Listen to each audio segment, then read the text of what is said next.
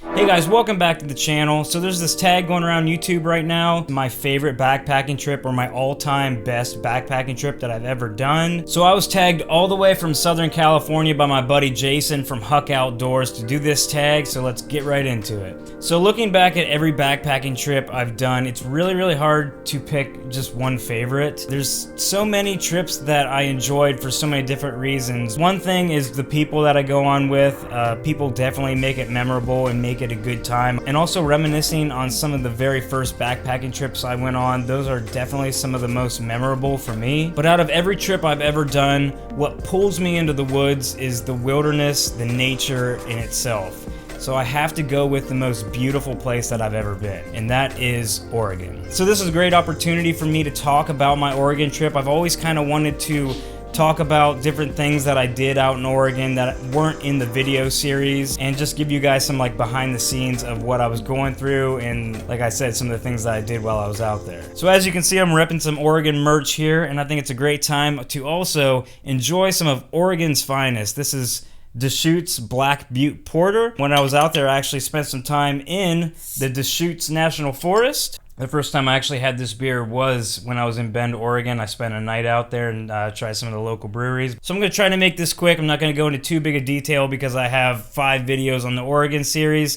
which I highly recommend you guys watch. And I'm just going to give you guys a basic overview of the trip. So first off, the thing that might surprise you guys about this is that it was actually a solo trip. So I was out there completely by myself. Definitely not a lot of people's top choice for favorite backpacking. I've always enjoyed solo trips. It has a special place in my heart. So when I went to Oregon, I did 2 backpacking trails actually. I kind of consider it the same trip because I flew out there and did them both pretty much back to back, so it's pretty much one trip in my mind. But I think it's one of my favorites because Oregon is just absolutely gorgeous out there. Some of the most beautiful landscape I've ever seen in my life, combined with just solo hiking all the miles that I did out there, just it being a really big untamed adventure for me, completely foreign landscape. It definitely ranks in the top of one of my favorite backpacking trips for sure. So let's start off at Ohio. I wake up about 3 or 4 o'clock in the morning, drive 2 hours to Columbus, fly to Las Vegas, fly to Ontario, California, then to Portland, get my rental car, drive about 3.5 hours south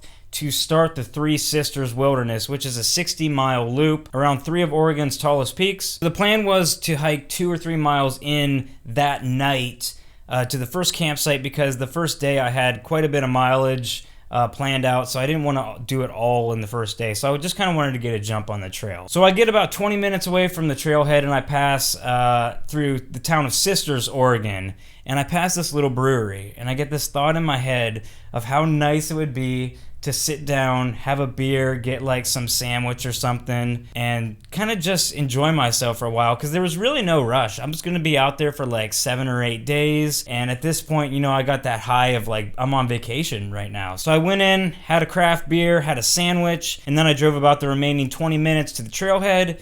At this point, it's probably, I think 10 o'clock at night, which would probably be about midnight or 1 o'clock in the morning Ohio time, so that's how long I'd been up. I think I was up for, man, it might have been 17 hours travel time because that would have been like 21 hours that I would have been awake at that point. Well, anyway, it's dark. I didn't feel like night hiking, so I just laid back in my seat, put my rain jacket over my body because it was summertime, so it wasn't really cold. I didn't even feel like getting anything out of my pack to like my quilt or anything, so I reclined my seat and I just passed out in my car, slept till morning. But I get up super early, bust out about 24 miles or something on the first day, just super excited. Passed up like 1 or 2 campsites that I planned to stay at just because I was just too excited to be out there and wanted to bank as much mileage as I could. The second day, I summited the South Sister, which is like a 10,300 something foot summit, which got like so steep at the top. It was absolutely incredible. Definitely the best view, hands down, I've ever seen in my life. It was incredible up there. Came down off the mountain, hit the PCT, found a nice little campsite. That ended up being like another nearly 20-mile day. The third day, I think I put in another 20-miler. on the PCT, which was absolutely gorgeous. My first time really hiking and getting to do like a lot of miles on the PCT. So that was really, really memorable for me. Just around every corner was just absolutely great vistas. There's an area on the PCT that was just like completely covered in lava rock, lava flow. That was really cool to see. Glaciers on top of the summit was really, really cool. So I ended up doing the Three Sisters Wilderness, which was like, I think it's a 55-ish, 60-mile loop without the summit. So I'm not sure the exact mileage. I ended up doing it like maybe 2 days quicker than I thought I would. I only spent 2 nights out there. And from all my research, I really, really did not expect to do that. But hiking solo out there, I didn't want to set up camp super early. And I kind of had this anxiety in the back of my head that I wanted to go up and do the Timberline Trail after this. And I wasn't sure if I could at all, because I had initially planned on spending 4, possibly 5 days on the Sisters alone,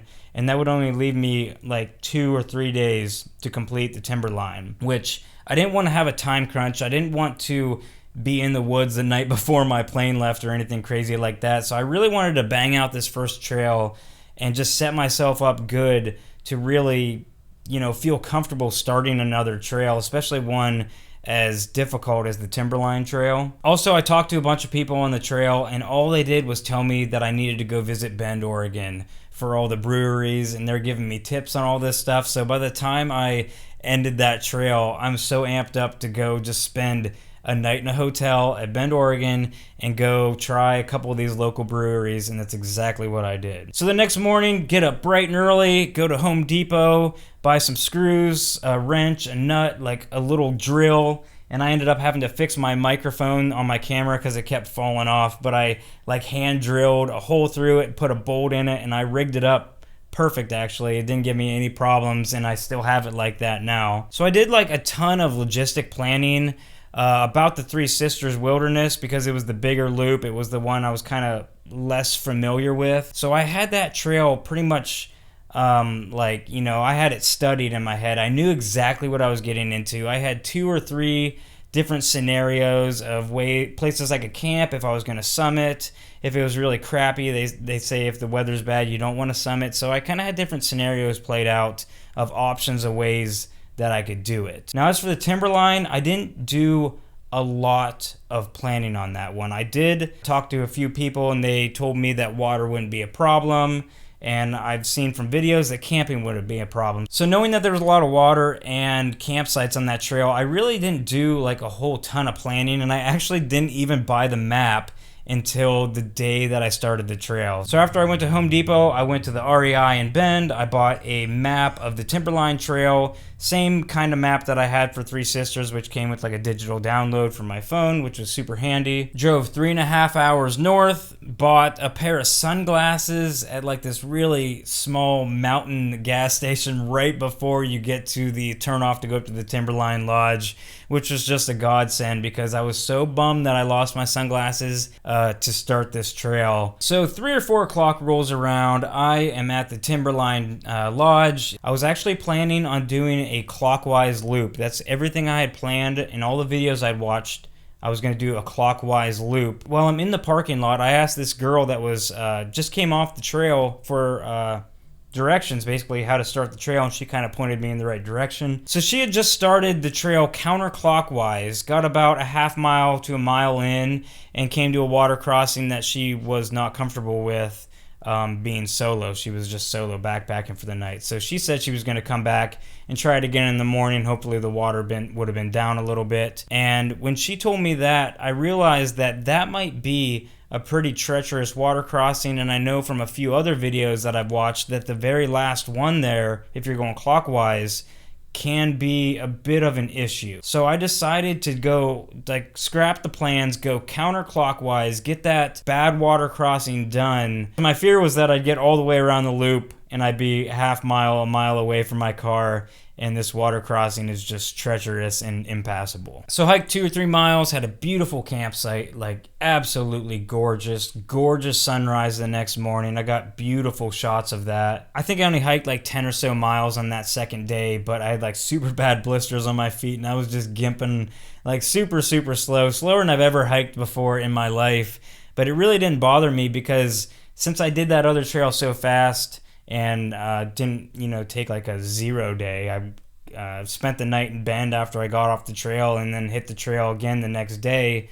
I had tons of time. I think I had like 5 days to complete this trail. So I hiked really low mileage, like 10 to 12 miles a day. It rained on me a good bit on the 3rd day. So on Mount Hood, you have all these water crossings that come off the top of the mountain. And they're basically, a lot of them are from glacier melt. The later on in the afternoon, the more the sun melts the glaciers, the water crossings get more treacherous. If you look at the map on the north section, that's where I feel like most of the water crossings were. There was like 5 or so up there.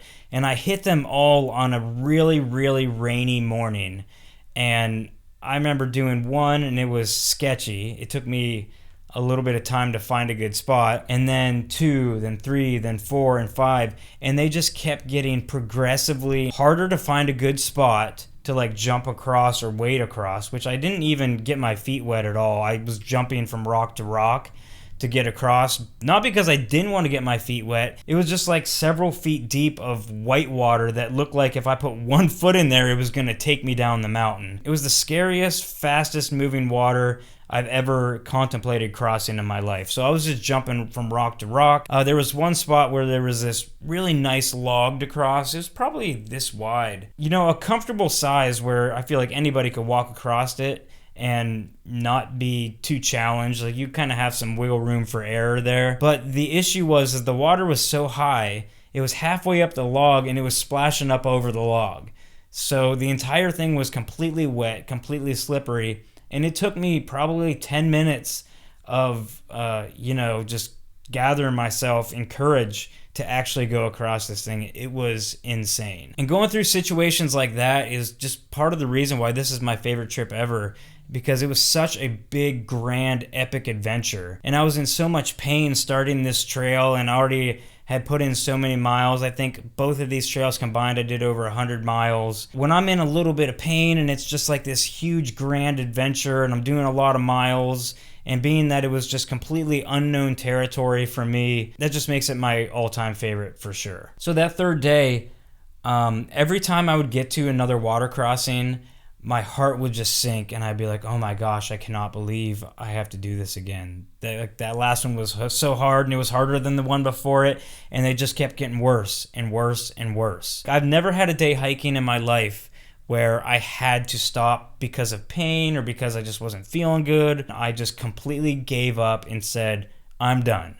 I have several more days to get this trail done with. And right when I got to like this really great campsite, the sun came out, which means the glaciers are going to then melt and make the water crossings even higher. And like I said in the video, I did not have one more crossing in me. I was just, I don't know. I still was having a great time out there. I'm always in good spirits. I had a really fun time in this grand adventure. And even when I was out there, I knew that these were going to be awesome memories. So I was enjoying it. But it doesn't take away from the fear that I had at the moment. And especially just being out there solo, that if I get swept down one of these water crossings, I could die. People die on Mount Hood. But I got a great campsite that night. It was a good thing because there were several water crossings the next morning. So the next day, I actually got some good mileage done. Definitely the most beautiful hiking I've ever done in my life. From the rain the day before, it was just what I always pictured Oregon looking like, which is just like ferns and all this moss and green vegetation and fog. And I remember just being in this foggy forest with these huge trees that I'm not used to, being from Ohio. And I just was taking picture after picture, just loving this area. Also that day I did the sketchiest cliff hike ever. And it wasn't really a cliff, it was kind of like a mudslide. But the trail was this skinny. And it was another area where I had to really, my heart was pounding. I really had to get some courage to go through this area. And I was very, very sure-footed, just one step at a time, planning my trekking poles, making sure not to put too much weight on the poles because I didn't want them to give out and take me with them. So I was just completely just methodical, just like you cannot mess up or you die. It was really only about a 15 or 20 foot section. It was a really cool area. I can't imagine people taking their kids on that trail for the water crossings alone if it would happen to rain. Because if you get out in the middle of Timberline and it rains a ton, I mean, dude, it's crazy out there. It's for real. So I'm nearing the end of this trail, and I'm just having a great day. The most beautiful hiking I've ever done in my life. Really brought me up to a new level of high from the low that I had the day before. And I realized that even though I'm only like 2 miles away from the trailhead at this point, I just want to spend one more night. I want to spend one more evening in Oregon, watch the sunset, and also it saved me like a lot of money because I would have just went out and got a hotel and got food too and stuff. So the next day, I only had 2 miles to hike out. At this point, my plane is the next day, so I have an entire full day to do whatever I want. So I drive into Portland, Oregon. You know, I'm gonna go play around Portland, and I'm gonna go explore the city. I get into downtown Portland, and I'm immediately pissing people off. I think I cut off a pedestrian. I didn't mean to. You know, I'm a small town guy here. Like, we don't have a lot of traffic. Like, driving in big cities is really not my thing. But I did go to Voodoo Donuts, which is a place that I saw on like the Food Network, I think. Got some donuts, got about 3 or 4, got a big box of them. Got back in the car and immediately just decided, because at this point it's like noon, that I want to see the Pacific Ocean. I've never seen the Pacific in my life.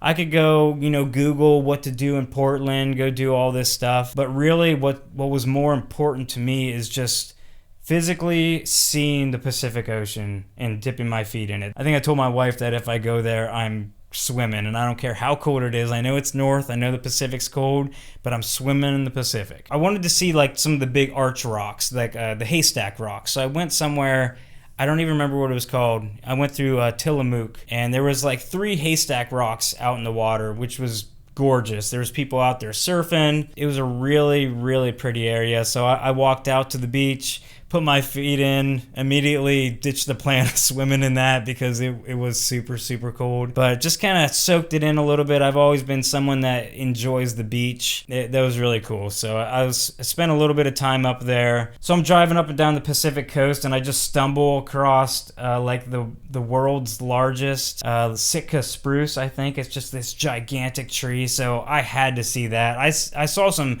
super big trees out in Three Sisters Wilderness, and honestly Timberline had some too, but I had to see this. You know, I've always wanted to see like super, super big trees. So I went and hiked out to that. It was only about a mile. That was awesome. And drove back to Oregon, booked a hotel room, which was actually really hard to find. Believe it or not, I went to about 3 or 4 different hotels before I finally got one. And then I started my brewery hunt. I don't know Portland, so I didn't really know where to go. I drive around a little bit, and I'm just like, man, I am beat. I am just ready to go like crash or just go hang out and watch some TV or something. So I hit up a grocery store. I actually bought some of this because I liked it so much. Got back to the hotel room, realized I didn't have a bottle opener, so spent about 15 minutes or 20 minutes Googling how to open a bottle of beer with, I forget what I don't even remember what I opened it with, but I had something. I think it might have been like the back of my knife, but I finally figured out how to pop the top. So that's what I did in Portland. I just sat in a hotel room and drank about 4 of these, watched some TV, which, I mean, I just did 100 miles and I was beat, so I was happier than I ever could have been to just lay in a bed and drink some beer. Woke up super early, like way before my flight, so I still had like 2 of these in the fridge, so I cracked one open at like 4 or 5 in the morning just because, you know, I'm on vacation, whatever. My stuff was already packed up from the night before because I like to plan ahead. Drove to the airport and had a flawless flight home. One of the things that makes this trip so memorable is just how perfect it went. Now, I'm a person that like, I'm super forgetful. I'm like really scatterbrained in a lot of things, and I have really, really bad short-term memory. Like, I always leave something in the car, or I always forget to pack something. And this trip, I spent months on my computer just making lists of things I need to do, and I actually made a list of things to do the morning of the flight, things to do at the trailhead, which was like put fuel into my fuel bottle because you can't fly with it, so I had to buy it before I started the trail, and put keys in pocket, just little stupid shit that I, like, if I would have forgot, it would have ruined my trip. Everything that I did, all the preparation I did for this trip, it all paid off. The trip literally, other than breaking my $100 Gossamer Gear LT5 trekking pole, the trip was completely flawless. It was beautiful. Definitely the best solo backpacking trip I've ever been on. Just this huge, grand adventure. It doesn't get any better for me than that. The only thing that would have made that trip better is if I would have had somebody there to share it with. Oregon is definitely one of those places that I will go back there. I had so much fun out there. I just know that I'm gonna go back out there at some point in time. So thanks to Jason from Huck Outdoors for tagging me in his video. It's now time for me to tag 3 other people to do this challenge. But I'm only going to tag one because I'm a rule breaker, and I don't know. I just don't like tagging a bunch of people. I never do. I always just tag one person in videos. But I'm going to tag Miyagu On The Trail, which is a YouTuber I've been talking to now for a little while. I've never got the pleasure to hike with the guy. Hopefully I will in the future sometime. But I'm really liking the videos, the content he's putting out, and I really would like to know what his favorite backpacking trail or favorite backpacking trip of all time is. So Miyagu, it's all you. So that's it for the video, guys. Make sure if you enjoyed this video to go check out my videos from Oregon. I had three different part videos for the Three Sisters Wilderness, and then I did a 2-part video on the Timberline Trail, which there's some of my proudest videos. I really love the way that they came out. Hit that subscribe button if you're not already, and that'll do it. So we'll see you on the next one.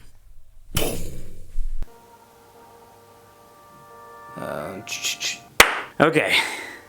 So I was tagged all the way from Southern California by my buddy. That's a hard one. From Southern California.